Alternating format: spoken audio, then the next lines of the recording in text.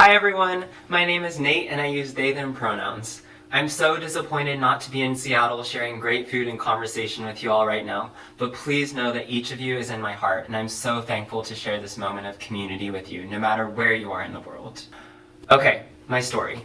So, the first 19 years of my life did not seem remarkable when I lived them, and it's only in reflection that I wonder how I even survived. Imagine that your life is shut behind a cold steel door. Every person, every institution, every day, adding another padlock to ensure that you'll never escape. This was the first 19 years of my life. My church told me that the only way to be happy was conformity to the strictest and most suffocating ways of being.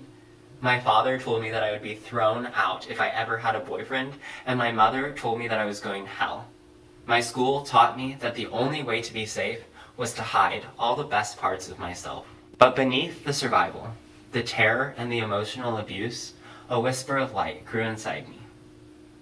I couldn't see beyond the door that locked away my life, but I could close my eyes and look inside to see the wild, free, rainbow magic swirling inside me, clamoring for liberation. When it was time for me to decide on a college, my mom gave me a very short list to pick from. All the colleges on her list were also on the list of most anti-LGBTQ colleges in the nation, places where I could be expelled just for being openly gay. Instead, I chose Western, and I believe my mom's exact words were, "I won't pay a single cent into that liberal institution." This was intended to be the final lock on a door.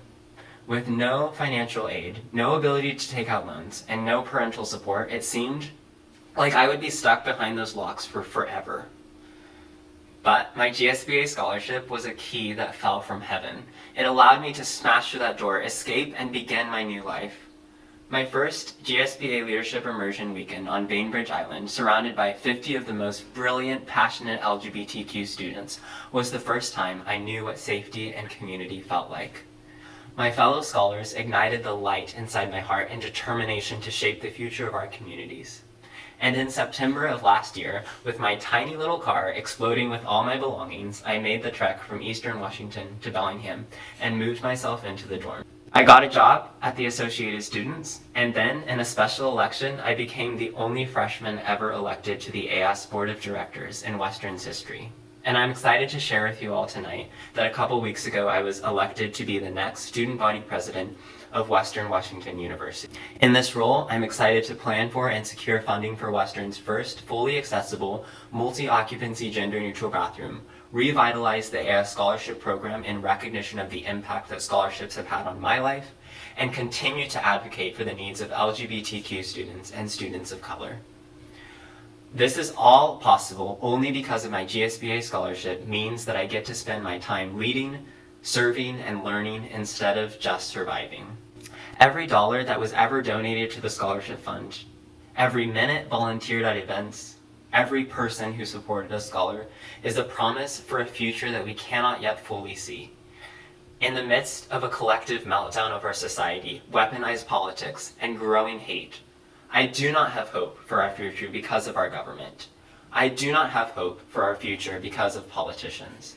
I believe in our future because of you, because of the light inside of me, because of us, because the voices of the scholars you see tonight are the voices of the future, because Nolan is tackling the biggest environmental issues and Zoe is reclaiming LGBTQ history and faith, and Ryan's work in public health is going to heal our communities, and Shannon's visibility as an out queer astronaut inspires everyone she meets. The GSBA scholars that I named are only 4 among generations and generations of past and future scholars who are changing the world. So in closing, I want to share the gratitude, hope, and love I have for all of you and my fellow GSBA scholars. Thank you for believing in me. Thank you for being here for me. I am only here because of you.